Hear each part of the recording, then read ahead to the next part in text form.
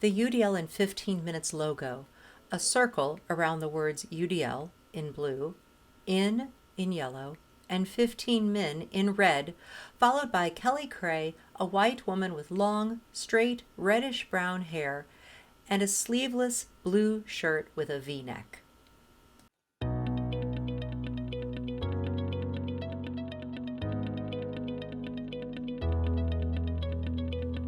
Hello, and welcome to UDL in 15 Minutes, where educators discuss their experiences with UDL. I'm Louie Lord Nelson, UDL author and leader.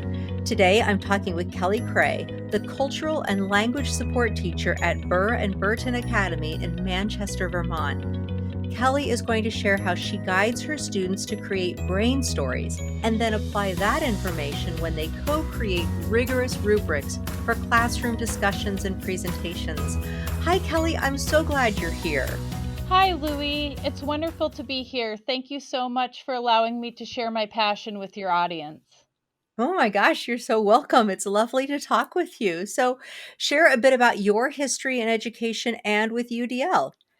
Well, I've had a bit of an unconventional path. I didn't have the best experience as a student in school, and that ultimately led me to consider teaching. I wanted to make the system better.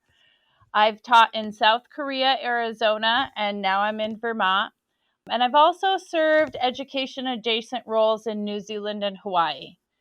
UDL is a lens I started exploring around 2014, but it felt like ages until I was really good at it, and I'm still learning every day. I get that. And you've been a lot of places, like a variety of places. That's incredible. So, share a little bit about Burr and Burton Academy. The homepage of Burr and Burton Academy, a campus with a mix of modern and stone buildings in the tree-covered mountains of Vermont. Honestly, I'm so lucky to have found myself here. I think I'd still be traveling if I didn't happen upon BBA. It's an independent school in Vermont, but it also serves the public. So in rural Vermont, not every town has high schools or elementary schools. And BBA is the school that the local Manchester students and some of the adjacent towns send their students to. And we also have an international program. We have some tuition paying students from other areas as well. We have 3 satellite campuses, including like a farm studies program, a mountain school, and a target program for extra support. We've got an international program and partnerships with a local trade school. And for being a small school with only about 755 students, at least this year, we're proud to offer 180 unique classes. Wow. So there's a lot of different opportunities here for students. So I feel really blessed. I wish I could have gone to a school like this when I was a student. A blank brain story handout from neuroclastic.com. A brain is at the center of the paper, and that is surrounded by learner characteristics and images that go along with those characteristics. Wow, I'm just thinking about the master schedule. That's got to be incredible to put together. Wow. Okay, so you help your students become aware of their own learning needs as well as the learning needs of others, which is so beautiful because you're supporting self-determination and creating a community of culture of understanding and support at all times. So, I'd love it if you would talk about that process and how you've seen student behaviors and learning shift with that process. Absolutely. So, brain stories are an idea I actually got from a website run by autistic creators called Neuroclastic. And they've got all the materials right on their website. I got really entranced by brain stories because sometimes it's really hard to find the words to describe how your brain works. I'm neurodivergent and it took me decades, and I'm still learning how to communicate the nuances really well. So, brain stories are basically a mind map with the brain in the center circle and pictorial representations of many of the things we need to consider when we think about how we experience the world, and things that we need to consider when we're understanding how others experience the world. Some of the areas we talk about are interoception, neuroception, time, motor skills, things like that. And while all people have slight variances in how these things are experienced, neurodivergent people like myself often experience the world very differently in these categories. So, this serves as a really good tool to explain the differences to others, but also to reflect on the differences yourself. So, students draw lines from the pictorial representations to the brain that represent the relationship between their brain and each category. Neurotypical people will have a bit of variation. Some lines might be thicker to some categories, some might be thinner, but for the most part, they draw fairly straight lines from the brains to the categories. Divergent folks like myself draw a much different picture, as some of our categories are incredibly intertwined and some of our lived experience just looks a lot different. Like a chaotic, visually messy space makes it really, really hard for me to take in auditory input. It's kind of like when you're driving in a snowstorm and you turn down the radio. I think everybody kind of does that a little, but it affects me a lot more. So when I'm doing my brain story, which is included in the pictures that I sent you, I have some pieces going through other pieces. Like my hearing piece and my visual piece are directly connected before they go back to the brain. Doing things like this makes students really think about how they learn, how they think, what things affect them in the world. And it also gives them this tool to talk to others. And because I don't make the students give me a key, some will choose to, but they can kind of express this drawing it however they want. It gives them a sense of privacy because it gives them the choice what they want to share, what they want to make really clear to me, and what they want to keep a little bit more abstract and keep private for themselves. And then this is a tool that they use to describe the way that they think and understand the world to their friends, to partners, to whoever they need to communicate or work with. We pull these out when we do group work sometimes, lots of different things. So they truly have these tools as a tool for themselves, but they can also use it or parts of it to communicate their story, their personal way of being in the world to others, right? Kelly's brain story that she shares with her learners as described in the interview. Absolutely. We all have access needs. We all have things that help our lives run more smoothly. Like some people can concentrate and write in a busy cafe, others need a completely silent room. Those are access needs. When we do our brain stories, it really helps us decide on our access needs. And then when we learn to work together, we have these great conversations about access needs, about when they conflict with each other's, when they conflict with society, so that students can problem solve in a way that completely takes away any stigma or guilt out of it. It's just, I have an access need, you have an access need. How are we going to fit these together? Got it. Got it.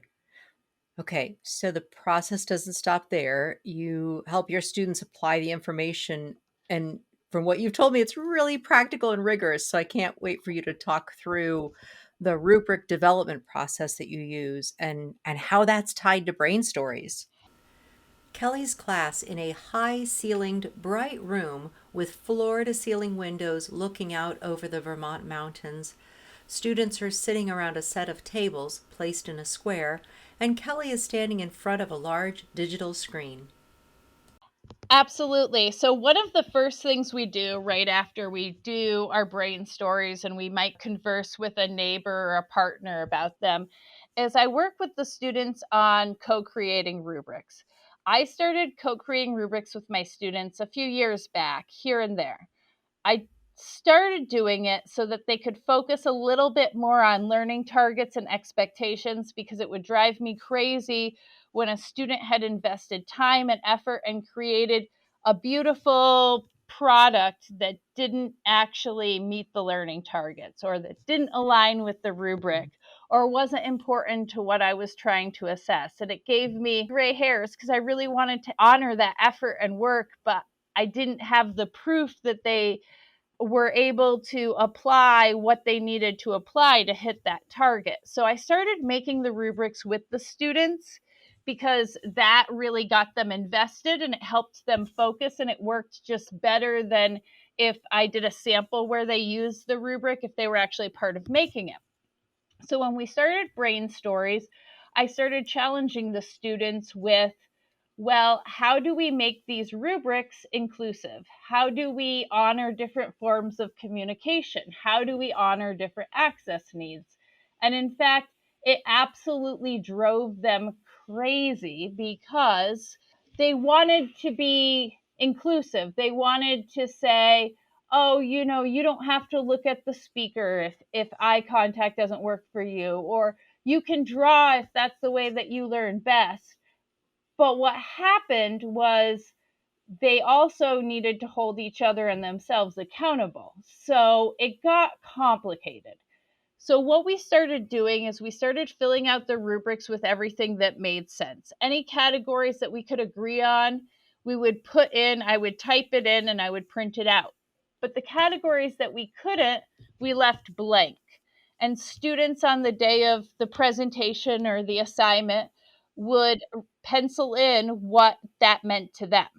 So a student might say, when I'm engaged, I tend to stick my tongue out of the corner of my mouth when I'm really concentrating. Or when I'm engaged, I look right at the speaker and I sit up straight.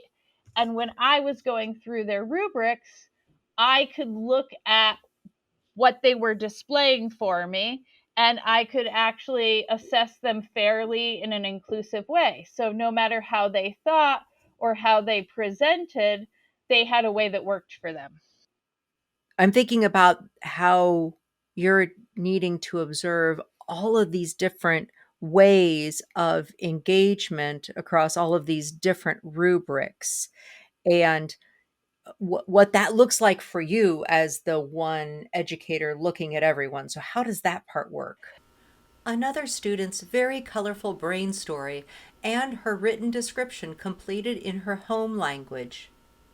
So sometimes it can be really difficult. Like I have a current class of 22.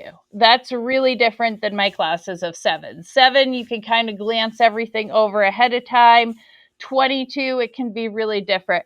Sometimes for the first couple times while students are getting used to this, I have them exchange rubrics and they can kind of grade certain pieces of the rubric for each other. Sometimes I'll turn on like Zoom and I'll just use Zoom to record the class. And then I'll have them play back their recordings and self assess on the rubric. And sometimes I'll go through, depending on the student or the situation, I'll go through the recording or I'll focus in.